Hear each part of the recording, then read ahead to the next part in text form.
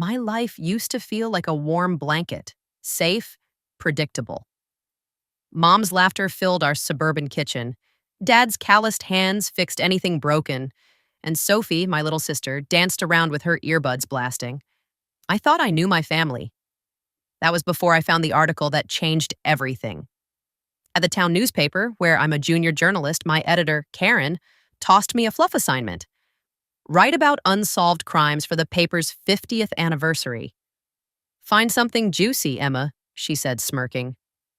I rolled my eyes but headed to the library's archives, expecting nothing but dusty headlines. Then I saw it. A 1999 article about Daniel Reed, a local artist stabbed to death in his apartment. His photo stopped me cold, dark hair, piercing green eyes, a smile that felt familiar, like looking in a mirror. My stomach churned. That night, I couldn't sleep. Mom was in the living room, whispering into the phone, her voice sharp. "You promised you'd never come back. Don't do this." I froze outside her door, heart pounding. Who was she talking to? When she hung up, I crept into her room, guilt gnawing at me, and opened her keepsake box. Beneath faded photos and Sophie's baby shoes was a letter, its edges worn. "My dearest Laura," it read, signed DR. It spoke of love, regret, and our child. My hands shook. Was I that child? Was Dad not my dad? The next morning, I cornered Dad in the kitchen, the letter clutched in my fist. "What's this about?" I asked, my voice trembling. His face tightened, eyes darting away. "Some things are better left buried, Emma," he said, brushing past me. His words stung like a slap. I sat at the breakfast table, staring at Sophie's oblivious smile, and made a choice. I had to know the truth, no matter what it cost.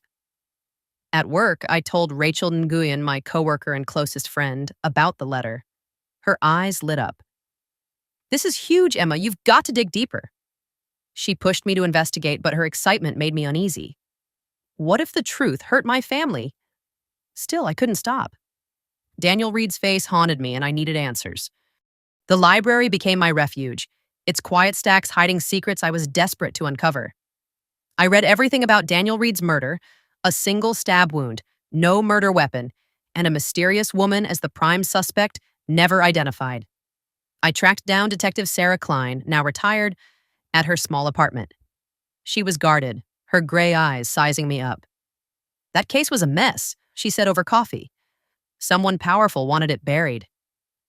When I pressed, she warned, "Be careful, kid. Some truths aren't worth the cost." Her words stuck with me, but I couldn't turn back. At a coffee shop, I noticed a man watching me, tall, graying, with a sharp jaw and cold eyes. I approached, my pulse racing. "I'm James Harrow," he said, claiming to be an old friend of Mom's. Before I could ask more, he left, his parting glance chilling me.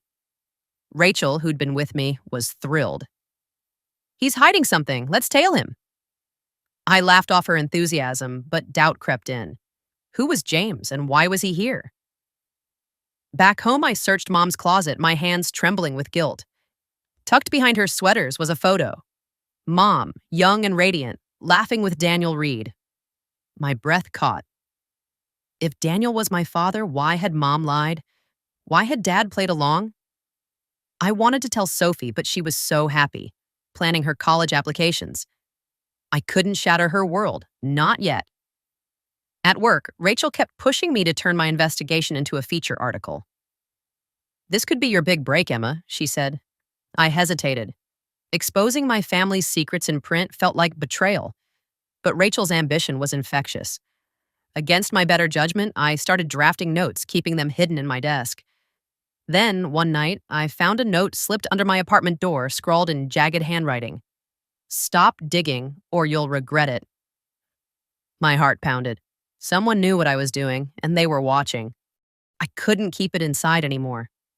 At dinner with Sophie chattering about her latest crush and Dad carving the roast, I slammed the photo of Mom and Daniel on the table. "Is this my real father?" I demanded, my voice shaking. Mom's fork clattered, her face paling. Sophie gasped, her eyes wide. Dad's hands froze, and then he stood, his chair scraping, and stormed out without a word. The silence was deafening. I turned to Mom, anger boiling over. Tell me the truth, Mom. Now. Her eyes filled with tears and she whispered, Yes, Daniel was your father. But please, Emma, let it go. It's not safe. Not safe? What was she hiding? Sophie fled to her room, sobbing, and I felt like the worst sister alive. Mom and I argued, our voices echoing through the house. She admitted she left Daniel because he was abusive, but when I asked about his murder, she shut down. You don't understand, she said, her voice breaking. I hated her for lying, for making me doubt everything. At work, Rachel sensed my turmoil and pushed harder. Write the story, Emma. You owe it to yourself. I snapped at her, saying it was my family, not a headline.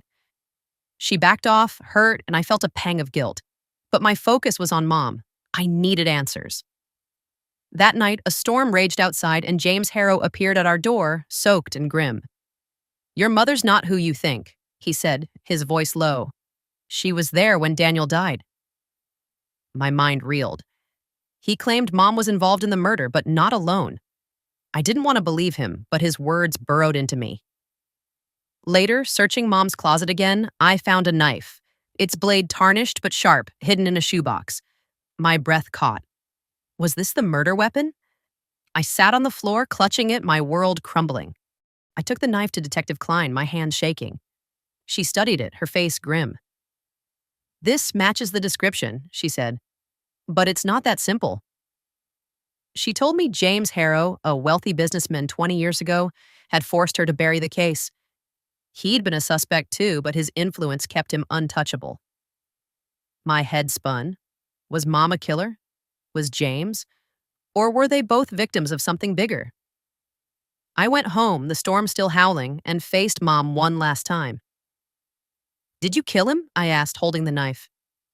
She collapsed, sobbing, and the truth spilled out. Daniel had attacked her while she was pregnant with me, drunk and violent. She and James fought him off, and in the struggle, they killed him.